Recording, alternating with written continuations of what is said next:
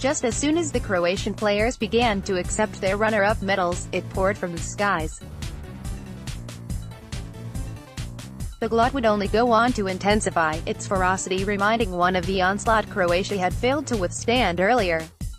On an evening which was supposed to bring a leap into the uncharted, the Vatreni found itself pulled back by the familiar, another underdog which could not complete its fairy tale. The 2-4 scoreline was not what Croatia's performance deserved. For the first hour, it had shaded the proceedings. But by then, France was also 3-1 up. In a tournament which did not ask any side to reveal the boundaries of its brilliance, France seized the moments best. It was something which could be said about the Croats as well, until Sunday. The Croatians wear a dejected look during the presentation ceremony after their 4-2 loss to France in the final. AFP after the match, though, coach Zlatko Dalic chose to focus on misfortune as a factor.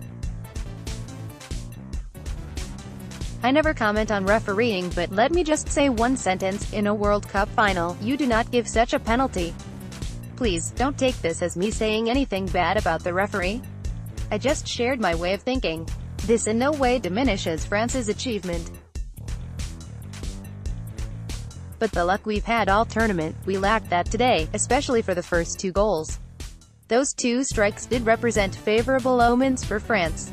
More importantly, though, the goals dented the optimistic outlook with which the Croats had approached the final. On Croatia's team bus runs a slogan, "Small country with big dreams." The aspirations were evident in the players' performance as they had bounteous energy for company.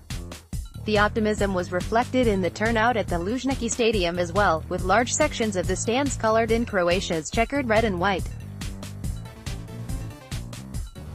Dalic's players were able to convert their enthusiasm into threat as the initial exchanges saw Paul Pogba and Kylian Mbappé drop deep to hold the opposition out. The intention was to press France high and win the ball closer to goal.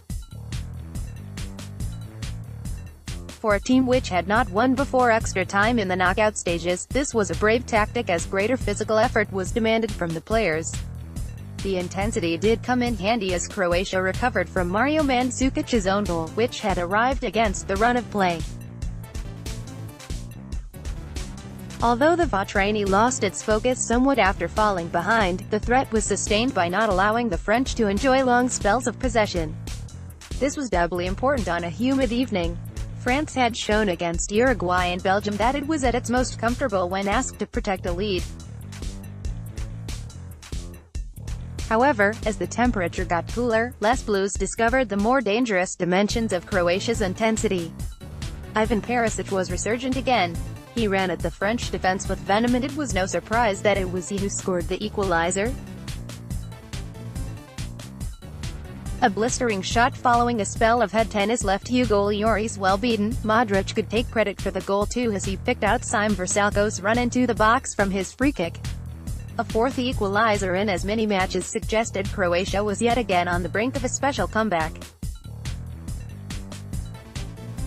The confidence grew because France looked rattled, for the first time since Argentina had threatened to derail Didier Deschamps' side.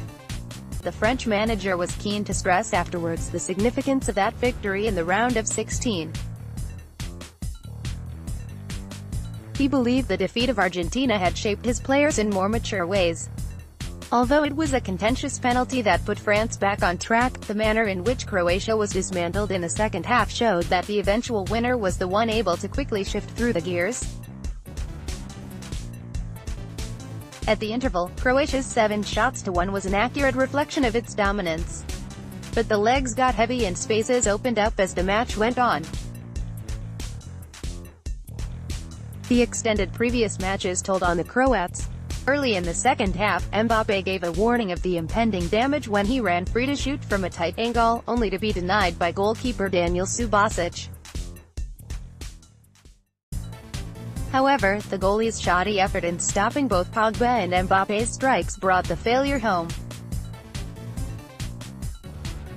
At 1-4, there were little doubts left over the identity of the new champion. Of course, the absurdity of this World Cup would still allow one more twist. Mandzukic became the first player to score at both ends as he nicked the ball off Lloris yards away from goal in an inexplicable loss of concentration from the French captain. For a short while, the lapse allowed Croatia to believe that it could script a grand final comeback that would make their previous triumph seem like cakewalk. But a French side which defines itself through defensive resilience was never going to entertain a shock of that magnitude. Croatia's glorious journey had carried it farther than before, but the surprises had to stop at last.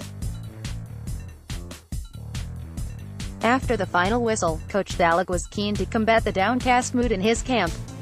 Croatia's historic maneuver, after all, will not be forgotten easily. The wheels did come off at the Luzhniki Stadium on Sunday, but the fruits of its labor remained sweet. With time, the salty tears seen in the overpowering rain will dissolve too. Updated date, July 16, 2018, 10:26 a.m.